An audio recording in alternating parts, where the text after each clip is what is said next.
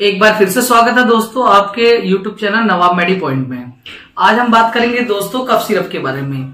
दोस्तों जब हमारे घर में किसी को खांसी हो जाती है तो हम यही सोचते हैं कि हम किस खांसी में किस प्रकार का कफ सिरप यूज करें। कई सारी मार्केट में कफ सिरप आते हैं, इस चक्कर में हम कंफ्यूज रहते हैं हमेशा। तो आज बात करेंगे हम कि कैसी खांसी में कैसा कफ सिरप यूज करना चाहिए।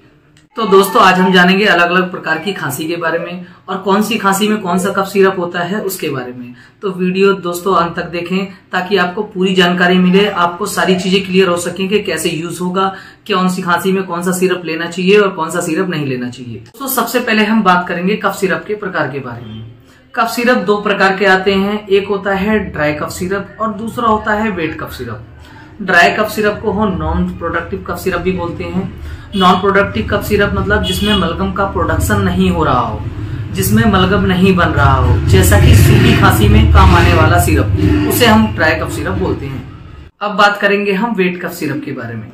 वेट कफ सिरप को हम प्रोडक्टिव कफ सिरप भी बोलते हैं, जिसमें कि छाती में मलगम का प्रोडक्शन ज्यादा हो रहा हो, कफ ज्यादा बन रहा हो, हमें उसके एयरवे को साफ करना होता है, तो उसके लिए हम वेट कफ सिरप यूज करेंगे।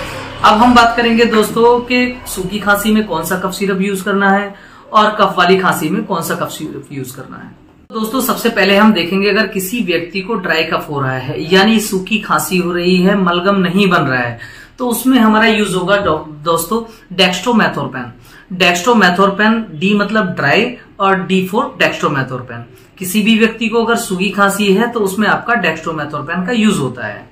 अब हम बात करेंगे दोस्तों दूसरी कंडीशन, जैसे कि मान लो अगर किसी व्यक्ति को ड्राई कफ भी हो रहा है और नाक भी बह रही है, तो उसमें यूज होता है दोस्तों डेक्स्ट्रोमेथोर्पेन, क्लोरोफेनार्माइन और डेफिनहाइड्रामाइन।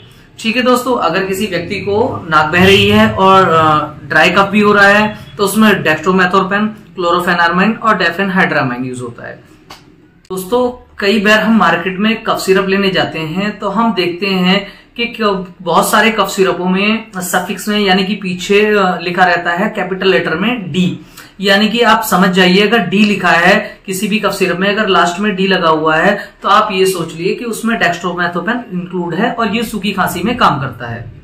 दोस्तों अब हम बात करेंगे इसके तीसरे कंडीशन की।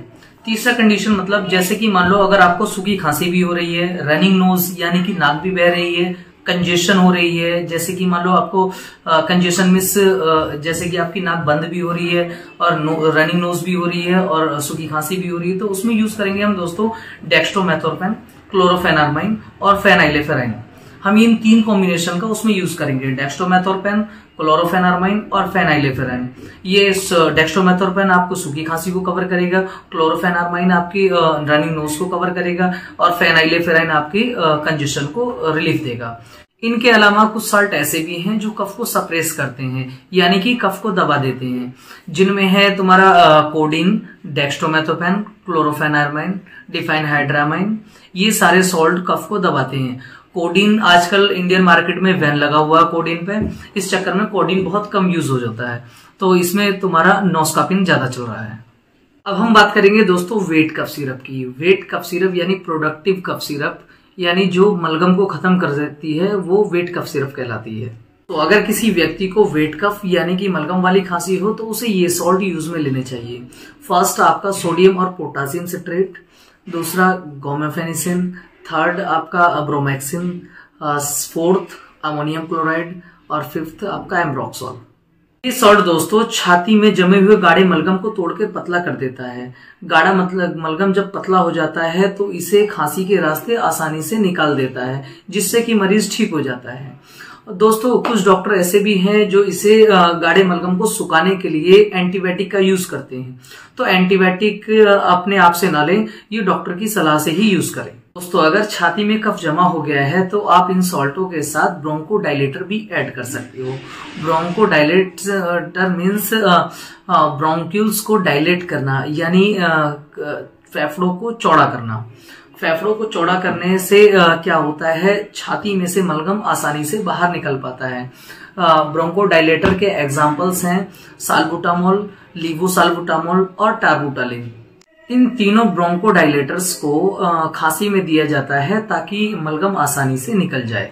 यानी कि हम वेट कफ सिरप की बात करें तो इनका कॉम्बिनेशन आता है एम्ब्रोक्सोल लीवोसाल्बुटामोल के साथ, या फिर एम्ब्रोक्सोल प्लस टार्बुटालिन प्लस गाबापेनिसिन। इसी तरह कई कंपनियों में आपको ये कॉम्बिनेशन मिल जाएगा। दोस्तों कभी भी आप वेट कफ में अगर ये ब्रोंकोडायलेटर्स यूज करते हो तो आपको बॉडी में पैल्पाइटेशन की शिकायत हो सकती है। जैसे कि मान लो आपके ऐसा लगेगा कि हार्ट बीट बढ़ गई हो, आपको थकान घबराहट होने लगेगी, आपको थ्रोट में खुजली होने लगी।